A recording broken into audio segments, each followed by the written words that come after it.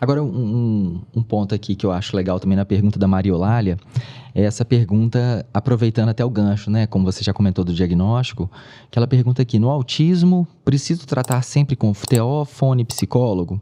Vai precisar de remédio sempre? Eu acho uma pergunta super pertinente, Alexandre, Isso porque é legal. isso a gente vê com frequência, né? Sim. A associação de um diagnóstico e um tratamento, sem avaliar, assim, a individualidade. E quando a gente fala do espectro, a gente já vê essa visão mais ampla. Então, sem dúvida. É tão diferente, assim, as características clínicas, seja na linguagem, na socialização, no comportamento, que não dá para padronizar de uma forma tão rígida, tão receita de bolo. Exato. Exatamente, o tratamento. Vai precisar de TO, fone, psicólogo em todas as intervenções, em todos os pacientes. Né? A gente não dá para trazer dessa forma. Precisa fazer uma avaliação individualizada, né? Respondendo a Maria Eulália aqui. E uma dúvida que eu sempre também levo para as pessoas é o seguinte, o que precisa em cada uma das etapas, né? Então, assim como a gente fala do nível de suporte e ele é um nível que ele é do momento, então as pessoas... Até um detalhe interessante falar sobre nível de suporte, porque está muito na moda as pessoas falarem assim, eu sou TEA nível 2. Mas quando a gente vai ler lá, né, no DSM 5, né, lançado em 2013, o DSM-5 foi lançado em 2013. Quando eu estava lá lançando, inclusive lá nos Estados Unidos, né, em São Francisco, eu estava até lá no congresso e tinha algumas mesas, né, que eram dos grupos que fizeram os critérios diagnósticos.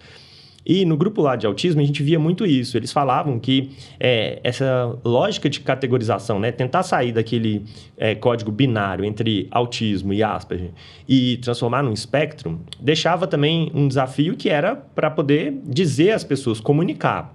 Ou seja, de qual tipo de autismo nós estamos falando, né? Ou seja, de qual elemento de ajuda aquela criança vai ter que ter, ou aquele adulto. E aí, então, o melhor método que eles conseguiram foi essa ideia do suporte. Só que o suporte, ele vai depender de várias coisas. Do momento que a criança ou que o adulto está vivendo, né?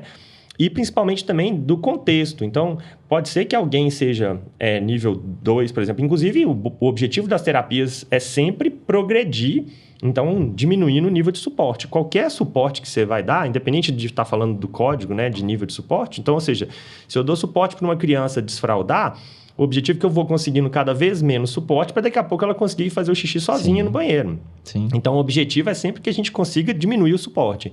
Claro que a gente vai ter casos que são mais graves que não vão conseguir retirar o suporte completamente. E aí eles vão ficar, às vezes, no nível de suporte 2 ou 3.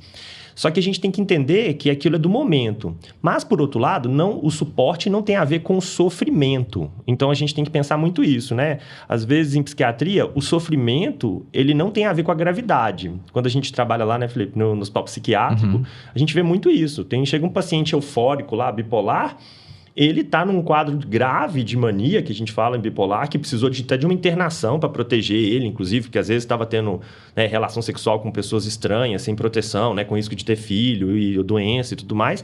Então, ele foi protegido, né, tá ali uns dias internado com ajuda para poder proteger ele até, né, de riscos maiores. Mas, por outro lado, quando você conversa com ele, ele se sente super bem, ele não está em sofrimento. Às vezes ele sente que ele está ótimo, às vezes ele está querendo, né, ir para festa e conviver com as pessoas. Eles até brincam com a gente muito, falam, né? Vocês não gostam de me ver feliz, né? Vocês querem me dar remédio para eu ficar triste. Sim.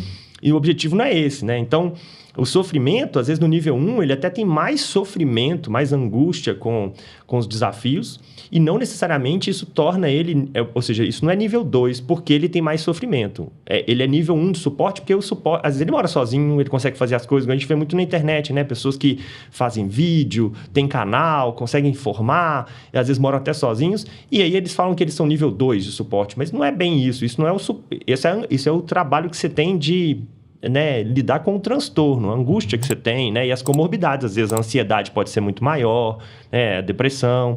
Mas o nível de suporte é o tanto que você precisa de ter para ter autonomia, né, de ajuda para ter autonomia. Então, pensar bastante nisso aí também. Às vezes vai ter uma época que vai ter fono com mais ênfase, né? Porque ou TO, ou psicólogo, depende da autonomia que você tem, né? Exatamente, essa individualidade, né? E o momento do desenvolvimento, as habilidades que foram adquiridas, o do nível de suporte presente, como você comentou.